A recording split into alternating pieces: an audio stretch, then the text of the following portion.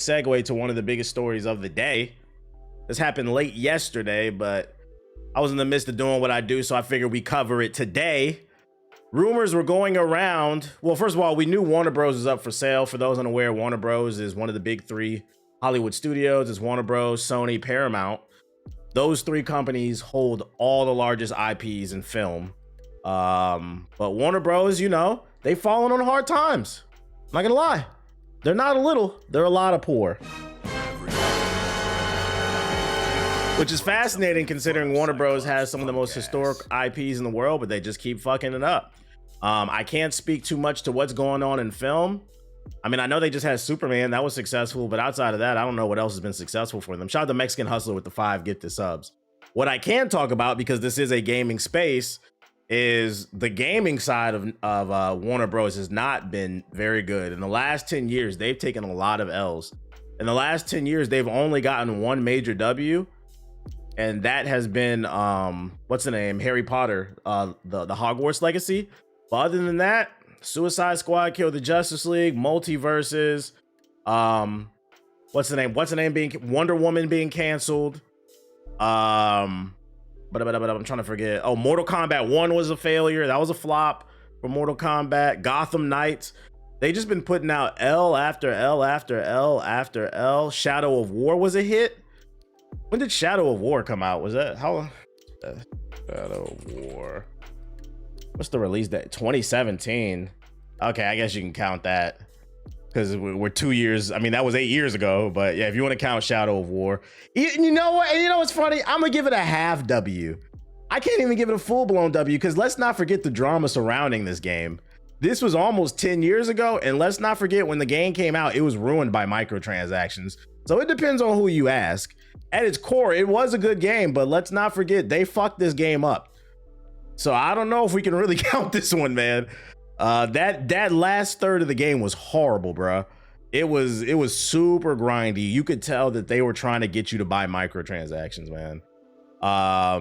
Shadow of Mordor 2. Well, that goes without saying, but Shadow of Mordor would definitely been 10 years because Shadow of War is the sequel. But anyways, that's not the point. The point is Warner Bros. Is not in great financial shape. So in the past week, a story came out that they're looking to sell. Rumor was Paramount had their hand in it. The Saudi investment firm had their hand in it, as well as Netflix. And it looks like, and because, you know, people are spreading misinformation. This deal is not 100% gone through. Yo, shout out to Majin with the $10 super chat. Appreciate you. We have a top bidder. There has been a handshake because I know motherfuckers don't read articles. Netflix and Warner Bros. Have reached a tentative agreement, meaning they dapped each other up. And now they're trying to work out the details, but there are people that are trying to block this. I've seen some senators arguing antitrust, you know, monopoly. Paramount is really pissed. They're trying to make an even bigger bid, but it's looking like Netflix is gonna get Warner Bros. Here I don't talk too much about film, just a little bit. I mainly talk about gaming, and it's gonna affect it. But first, let's talk about this buyout as a whole, because I personally don't think this is a good thing. I think more competition is always better. And with Netflix has proven that they're not a pro-consumer company. I mean, they don't like you sharing accounts. Every year they jack up the price. I don't think their original content has gotten better over the years. I still feel like they peaked with that era of Orange is the New Black, House of Cards, Narcos. I feel like around that time of Narcos, that's when they were really like at their peak, and they've dropped hits since, because you got Stranger Things as well. But like they don't consistently drop bangers, I feel like. It's just kind of like every once in a while, and then they're constantly moving the library around. They just become what once used to be a cheap alternative to Blockbuster and Hollywood Video has become a nuisance, and also the spawn of a bunch of other streaming apps that none of us can afford, and that's why a lot of us are searching for One Piece. So I don't think this is good with them buying out Warner Bros.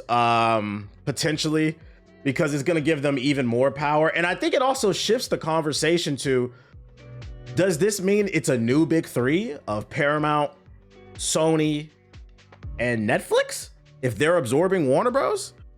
I don't know. K-pop Demon Hunter is pretty big, and Squid Game's all. Well, yeah, they're big. Yeah, you're right. They're big. Maybe in my personal taste, I feel like it peaked for me. But K-pop Demon Hunters and Squid Games, I'm not the demographic, but I'll give them that. Those are bangers. They are popular. But anyways, let's read about it.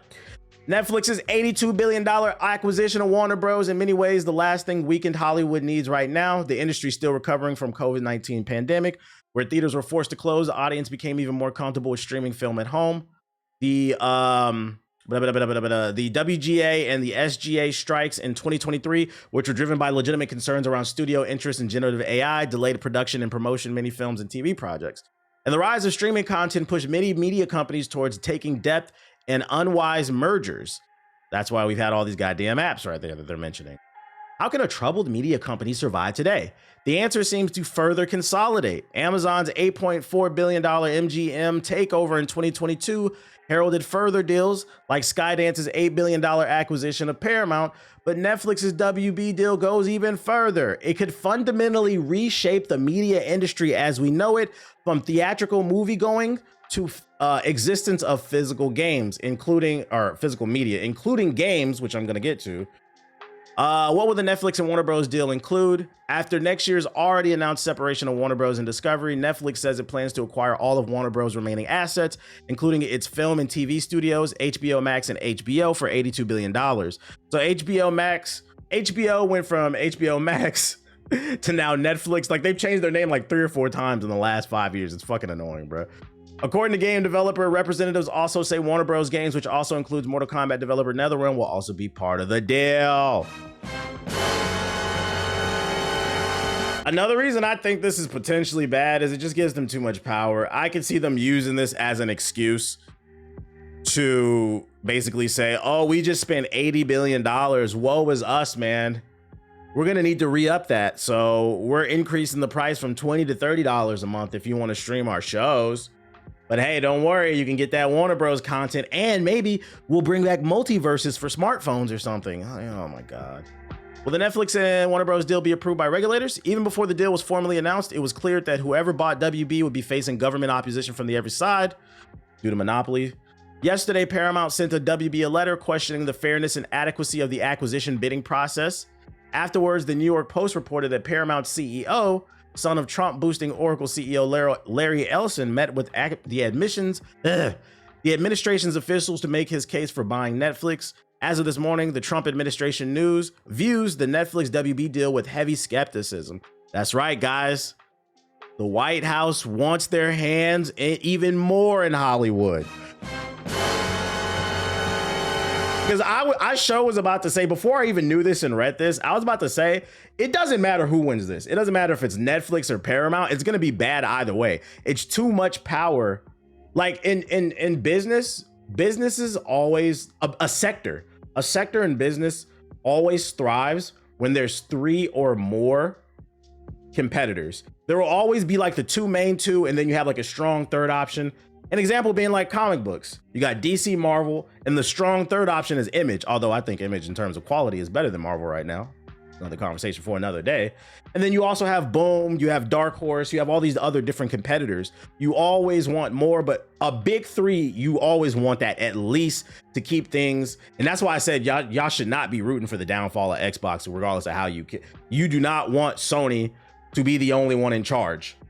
And I have an article explaining why later, but we're gonna get to that later. But anyways, on the other side of the aisle, Senator Elizabeth Warren has called the Netflix WB deal an anti-monopoly nightmare. She added, a Netflix Warner Bros. Would create one massive media giant with control of close to half of the streaming market. It could force you into higher prices, fewer choices over what and how to watch, and may put American workers at risk.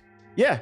People are going to lose their jobs, higher prices. And like I said, it doesn't matter who this goes to. This is a nightmare. It's going to give somebody way too much power. Because on the opposite end of the spectrum, if it goes to this investment group that's affiliated with Trump, who's to say they're not going to use these Hollywood tools for propaganda? They're already doing it. They're already doing with that Prager U shit, where they're trying to rewrite slavery, saying, oh, slavery wasn't that bad because, I don't know if y'all saw the cartoon. They had a fucking conquistador on the cartoon talking to kids, talking about, oh, slavery wasn't that bad because, being in chains is better than, than death or some shit like that. I'm like, no, nigga, I'd rather die than be a slave. What the fuck are you talking about, bro? What does the Netflix and Warner Bros. Deal mean for streaming video? And you know the crazy part is, I'm sitting here bitching. I don't know the solution to this. Because I also don't think a bailout is the solution either. I don't want to pay for this shit.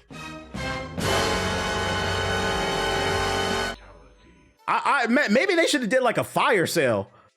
Like sell off each individual IP or something like that instead of the entire fucking catalog. But anyways, according to the data from Just Watch, a combined Netflix and HBO would account for 33% of US streaming's video market, putting it ahead of Prime Video's 21% share. As of how the two media companies will coexist, Netflix says it will maintain Warner Bros. Current businesses, which includes HBO Max and HBO, theatrical releases for films, as well as movie and TV operations. I hope at bare minimum what I'm talking about is like planting a seed for some of y'all that don't understand why no one man should have all that power. Because once a little bit of that power dissolves, it becomes a power vacuum and we all get fucking fucked. What about DC Comics? I don't know, is DC Comics separate from Warner Bros? I know Warner Bros has the movies and the TV rights and like the video games, but I don't know if the books are under that umbrella as well. But that is a good question. I'm not sure about that one. We think it's too early to talk specifics about how we're going to tailor this offering for consumers.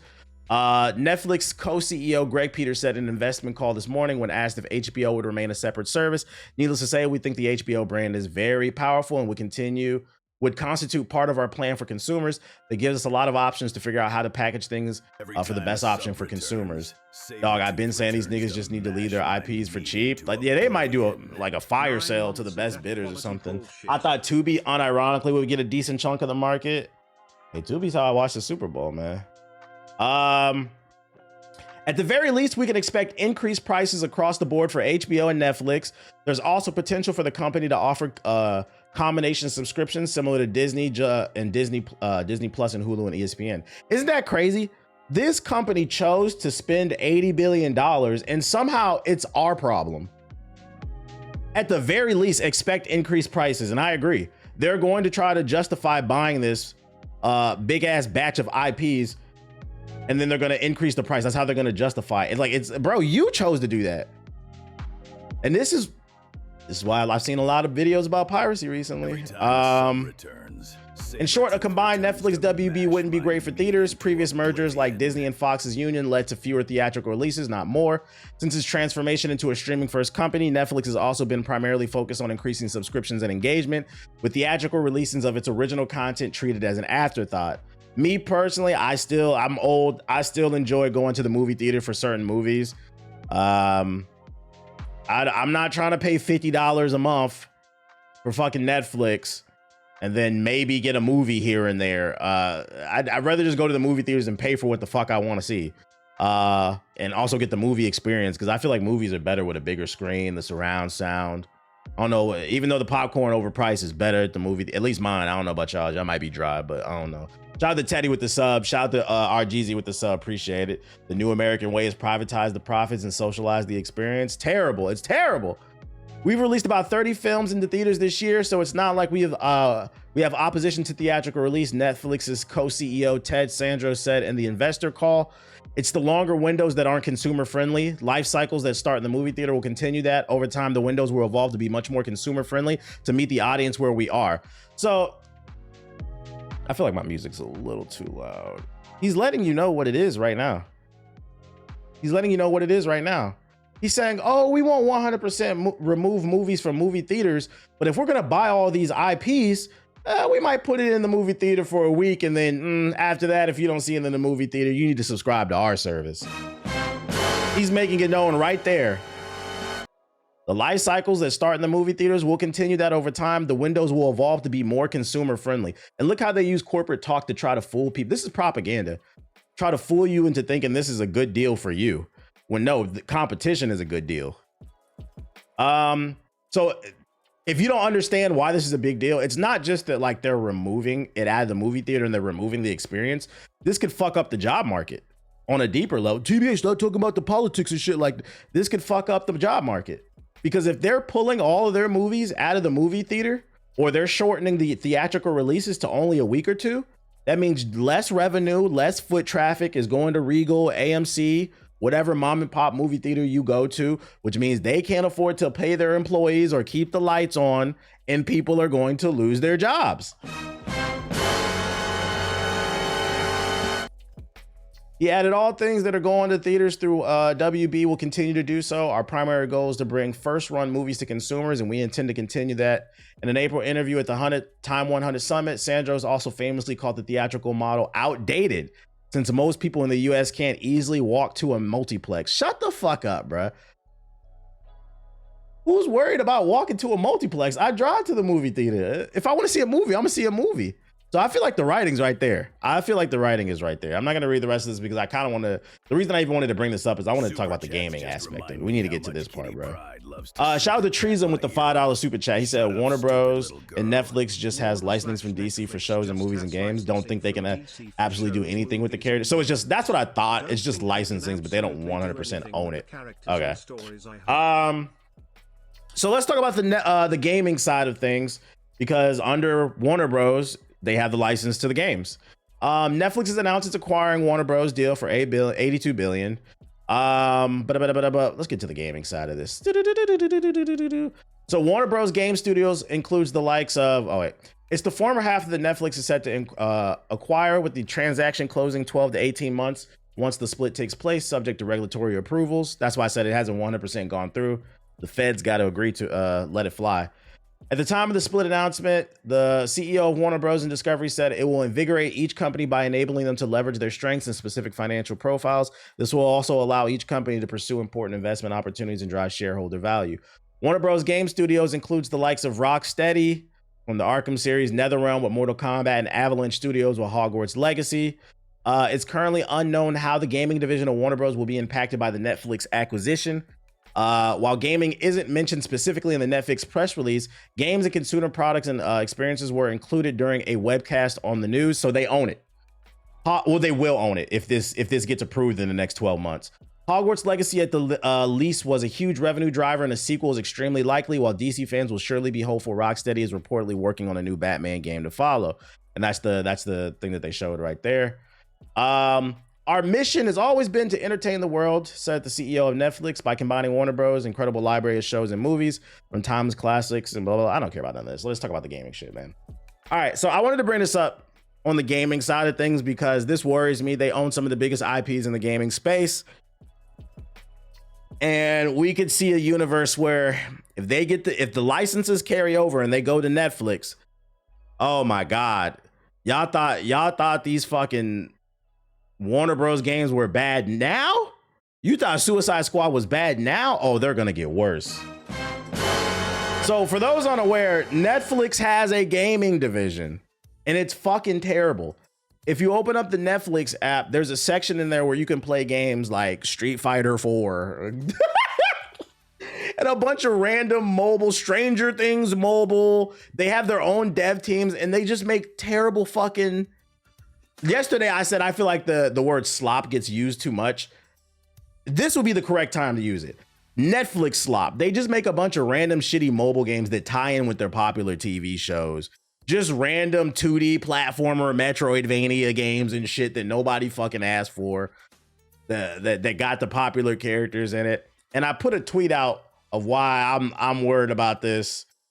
Well, actually, no, let me get in. A world-renowned content creator, the Black Okage, responded to this by saying, I pray but doubt Netflix allows WB Game Studios to maintain creative control for a couple reasons.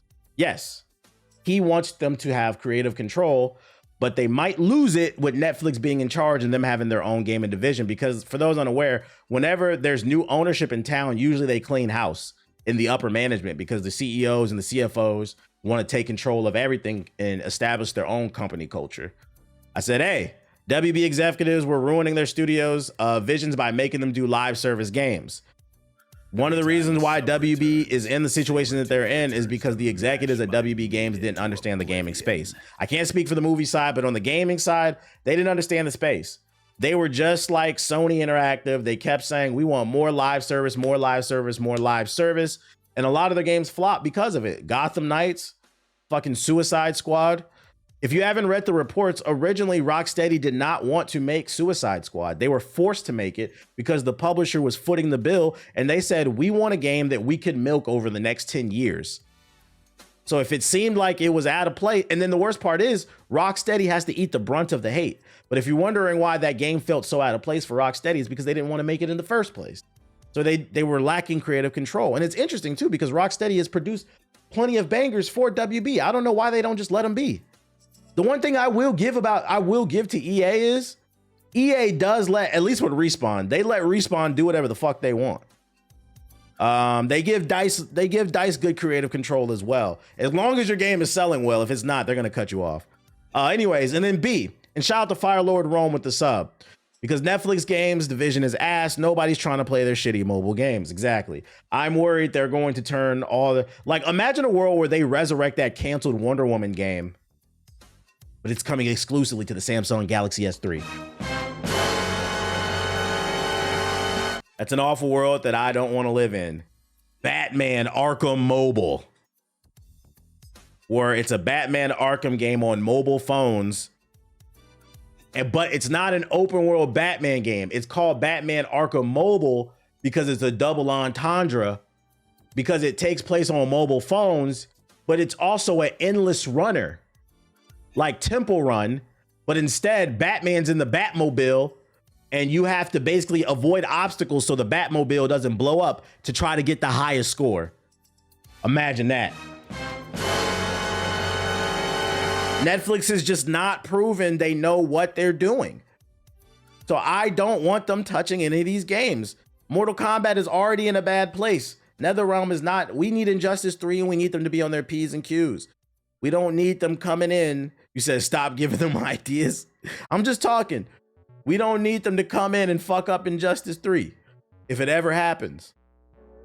And this is why it's worrisome from a gaming standpoint, but also, like I said, overall from a business standpoint. It's bad from the consumers because it's going to jack up the price of everything. People could potentially lose their jobs. They're pulling away for us to even view the media. That'll be one less. They're basically completely in control of the media. It's just too much. It's a bad situation. And I'm gonna be honest, like I said earlier, this is one of those rare situations. I don't know the solution. Because if these assets go to any other company, it doesn't change the fact that it's still too much power for one man because Warner Bros. Owns so much. But also, I don't want to see a bailout. Us, the American people, should not be paying for Warner Bros. Mistakes because them niggas, don't forget that shit. Them niggas chose to make Suicide Squad, not me. So I don't know what the fucking solution is. All I know is I think there's a high probability the concept of Cyberpunk 2077 is only getting closer. Make that pussy. You will rent everything and you will own nothing. And Netflix is gonna, I feel like Netflix is really the embodiment of you either die a hero or you live long enough to become the villain. Because in the beginning, Netflix was the hero that took on the juggernaut that was Blockbuster, and they added so much value to us because for $8 a month, you could watch everything. And then Hollywood saw how much money they were making and they pulled their properties off. They stopped licensing to Netflix. They started creating original properties, doing all this other stuff, and then they started regaining power. Now they pulling the account sharing. They buying up studios, and it could be a situation where, you know, a company that started off very pro-consumer is about to become anti-consumer, bro. Yeah, WB owns DC. They own the comics. DC Comics is a part of Warner Bros. Oh my God. We could see a situation where Netflix is like, hey, we see that Absolute Batman is one of the best-selling books of the year. For those unaware, not best comic book. Absolute Batman is in the top 10, I think it's in the top 5 New York best-selling books of the year. I can see a universe where Netflix is like, hey, we know there's only one story arc done in Absolute Batman with the Bane stuff. We haven't even fully, at this point of this stream, we haven't even fully introduced Absolute Joker, but let's go ahead and make a video game about it. Nah. As much as I like that shit, I like the story. No, we need more story arcs. Let's not, I can see them trying to milk it. And then they'll be like, they could ruin the writing because they'll be like, all right, so I got a concept. We know Absolute Batman's not done, but let's make an Absolute Arkham and we need to intertwine it with the comic books. So like the story needs to coincide with one another where they're influencing each other. And now the book is getting fucked up. And it's a mobile game. And it's a mobile game on top of that. Yeah, they're gonna pull a Crunchyroll. Yeah, Crunchyroll doing that goofy shit too, man. They also can foot the bill for a well-animated Absolute Batman show. Best case scenario, to be fair, yeah. And you know what? To be fair, maybe Netflix has our best interest at heart. Maybe this is a situation where Netflix is the Costco of media, where they're gonna buy up WB, they're gonna save the IPs, and they're just gonna do everything great by the book. They're not gonna increase the price. Matter of fact, they're gonna drop the price. They're gonna take their time and create original shows and movies based off Warner Bros. Comics. Maybe in games, maybe that could happen. But I'm not gonna lie, I give that a 10% chance, man. I give that a 10% chance. Yeah, that's gonna be wishful thinking. The good news is it's gonna take, like they said, 12 to 18 months to see how this fully plays out. Because this has to pass through and get approved, because this is such a big merger. The government has to approve this shit. So it could get denied, but even still, like if it gets denied, it could go to Paramount, and that could be worse. It could become a propaganda machine. Because a lot of people who are affiliated with Paramount are affiliated with the White House. We could have a situation where, remember Absolute Batman from last month, annual #1? What up, Dooms? Where he's fighting and beating up the Klans members. They could be like, yo, burn all those books. We're going to rewrite that one. And instead, we're going to make Absolute Batman a Klan member. And we're going to animate it. We're going to have him deporting people. Oh, my Lord, man. Oh, my God, man. I hope people understand this is why, at bare minimum, to bring it back to the consumer side of things, what I will say is this is why it's important to support the things that you like. Obviously, everybody's on a budget. You can't buy everything.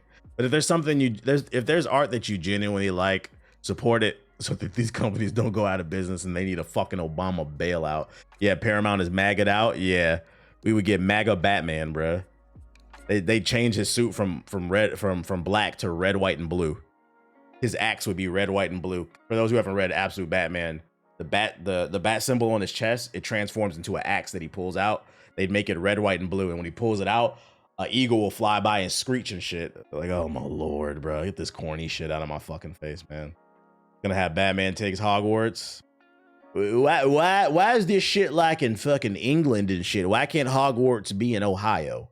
Like, oh my Lord. Instead, and like, let's change it to where they're not riding brooms. Like, let's do Quidditch in the Ford F-150, because like fossil fuels, clean oil, right? MAGA man, he'll be Owl Man type shit. So yeah, that's what's going on. We will be keeping an eye. We will be keeping an eye on this story, how it's going to be turning out, because like I said, it's going to take another 12 to 18 months for this deal to go through. But right now, at this point in time, December 15th, 2025, there is a handshake. It is a halfway done deal. This will be interesting. You said, what was I thinking about in this profile picture? Eating pussy. No, I'm playing. No sex before marriage. I made that up. I would never do that. Console has been announced for 2XKO. Console update. Let's see. Is Black Hokage Clips page ran by you? Yeah, that's me. I made that one. That one is me. Let me turn this. I have no presence. I have no presence on Twitter, so I made a clip page, and I have an automation system posting there, because like Twitter's a good place to go viral, but the problem is I don't want clips all over my main Twitter page, so I made a separate one, and then every once in a while I'll retweet it or whatever. So if you want to follow it and support it, cool. But it's really just to try to garner a new audience. I just didn't want that shit all over my main feed. If I have something to say, I don't want to get lost with a bunch of clips. Let's get it. That I don't know, Ab.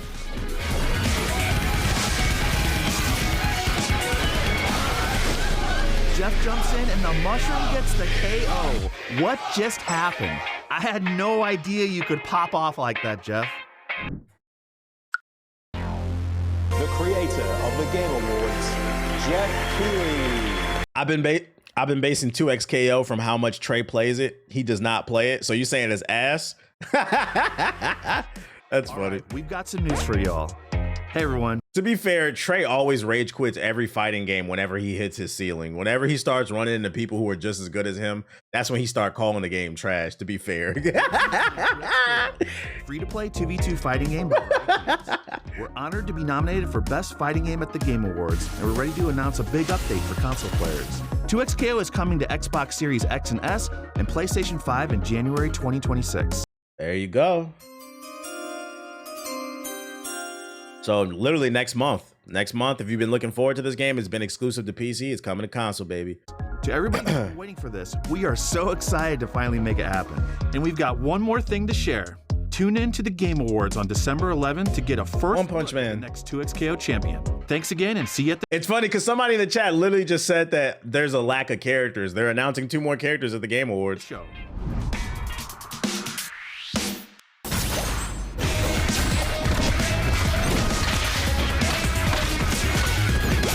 What League of Legends characters y'all think they're gonna have? They're gonna add, I mean. Yo, this design on this character, this wolf dude looks cool. Is that Finra? I don't play League. Is that what's his name? They need the only League of Legends character I know is Master Yi, because that's the only one I played. My 2 days of playing that game is Warwick. Maybe I'll try Warwick out. They need to add Master Yi. He got a sword. I need him bested from Arcane. They need to add Fiddlesticks, Wolverine looking combo. So yeah, it's coming to console. And the best part about it is, for those unaware, 2XKO is free to play. It features a new updated version of rollback netcode, rollback 2.0. That's being helmed by the same people that made the original, the Cannon brothers. So like they're improving it.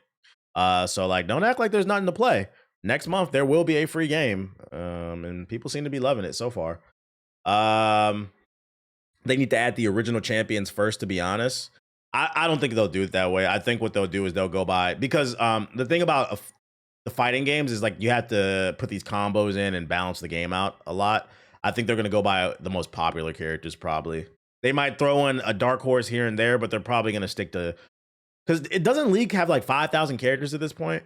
They're probably going to stick to the most popular characters because they want to get people on the game. That's why they put that damn, what's that dude, Timo or whatever. I don't play League, but I remember when he came out, everybody hated him. I remember people talking about that on social media. There's a reason they put him in this game. It's to get that visceral reaction from League of Legends fans. So they're not gonna just put a bunch of obscure characters in here.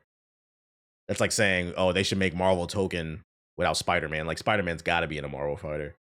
But what else I got for ya? Oh. Fans of fans of Ubisoft games. Yo, shout out to Clutch Bucket with the sub. Don't expect Rainbow Six Siege 2. Creative director explains why it's not happening. Rainbow Six Siege celebrated its 10th anniversary this month, which is crazy to say that this game did come out in 2015 for those who forgot. A milestone that many live service games haven't come close to matching. The tactical shooter launched in 2015 and it has evolved into a major attraction at esports tournaments across the globe, reaching 85 million players to date. To keep things fresh, Rainbow Six Siege's most transformative update yet went live earlier this year, prompting a surge of new and veteran players to hop into the game. But will we ever see Rainbow Six Siege 2? Speaking to GameSpot, creative director Alexander doesn't expect a sequel anytime soon, as Ubisoft aims to respect players' investment and keep the current game going for the foreseeable future. And this is the problem with live service games. Even the devs recognize that the players who are involved in these games are involved in sunken cost fallacy. You have accounts that are worth thousands of dollars because they bought all these skins. So if you put out another game, people are gonna get upset that you made another. Wait, I bought all these fucking skins, bro. This is why I fucking hate live service. Live service is corporate greed and it stifles innovation. We should have been had Rainbow Six Siege 2. Should have been had it 5 years ago.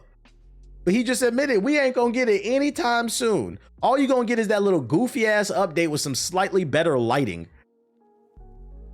because you guys got all these fucking goofy ass skins, man. Just fucking let them import them skins over or something, dude. Make a new game, Ubisoft. Y'all are poor. They said, honestly, I think there are tons of reasons against it, just like there are reasons for it. Yeah, one of them is they'd have to put effort forward. That's the quiet part. I'll say it out loud that they won't say it. Another reason these companies like live service games is because why put any effort and brain power and creativity into a new game when we can just keep milking the old one? Niggas want 2K to go live service. They don't realize what they asking for. 2K need to take a break. Honestly, but for us, it's about maintaining something that's been successful and competitive and fun for such a long time. Oh, they're admitting to it. They don't want to make a new game. They said, oh, we got a good thing going here. We see it where players can kind of get the rug pulled out from under them, and everything they've worked towards kind of changes in an instant when they jump over to a sequel. And that's something we won't do to our players. So there's an element of respecting players' investment. It's crazy because if you would have said this 20 years ago to me when I was younger, oh, the reason we're not going to get a trilogy for a game is because the developers don't want to make it. They don't want to upset players. This nigga said, we don't want to make a new game because they have a bunch of skins and it would be really hard for these pro gamers. Because to be honest, the only people who are still playing this shit are sweats. It'd be really hard for the sweatiest people in our community to jump over to the sequel and learn the new controls and abilities in the new game. No, the sweats are going to pick it up the quickest, but they're trying to package this in this corporate nice way to fool you into thinking this is about being pro-consumer. No, this is about not putting any effort for, oh, we don't want to make a new game because we want to respect the fact that you bought all these skins and we don't want people to have to learn new buttons and shit. The fuck up, nigga. Yo, gaming has been around since the late 70s, bruh. And all of a sudden niggas forgot to learn how to play a game. You know, when Jack 1, and you know the crazy, when Jack 1 went to Jack 2, it was a big jump. It was a lot of new things to take in. For some reason, my young ass was able to adapt. I think I'll be able to adapt. It won't be that much different. Get the fuck out of here. They just don't want to spend the money to make a new game. And it's crazy because if you make a new game, you'll generate a bunch of money because you're generating hype. It's fucking goofy. So if you're looking forward to it, and it's a shame because to be fair, I was a big fan of Rainbow Six Siege, but for me, I wouldn't even go. I don't know the current state of this game, but me personally, I wouldn't call this game trash. To be fair to Ubisoft, for me, it just ran its course. If you've been in this stream for a while, you know I was on this game hardcore. We played this from 2015 to like 2018 hardcore, and then I played a little bit. I let it linger 2019, but that was pretty much done after like 2019. It just ran its course for me, just like Apex. It ran its course. Matter of fact, Apex came out in 2019, so that's when I started playing. It just ran its course for me, but it was a good game. I'm sick of it. Make a new one.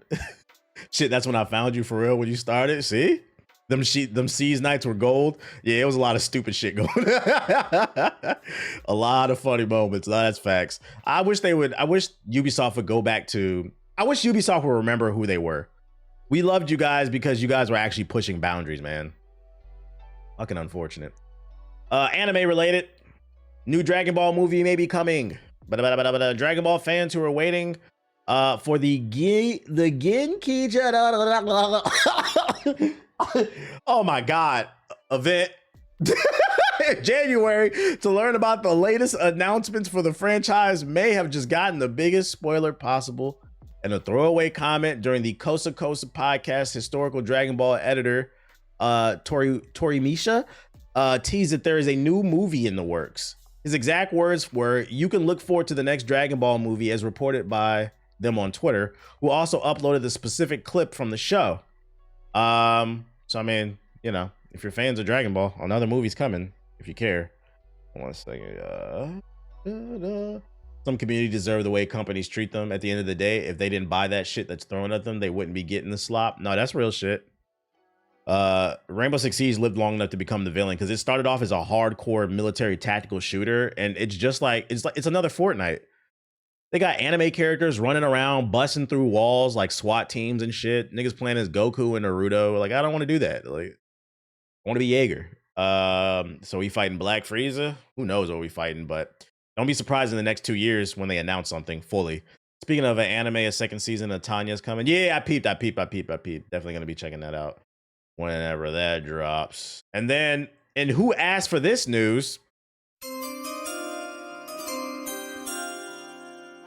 Discussing Films tweeted out the first teaser for the re-release of Avengers Endgame, returning to theaters in September 25th, 2026. This is how you know Marvel is falling off. These niggas is doing greatest hits. Like, hey man, I know our last few movies have been pretty fucking mid, but you guys remember Endgame? They dropped a trailer for a movie we've already seen. They're pulling a Morbius. Avengers!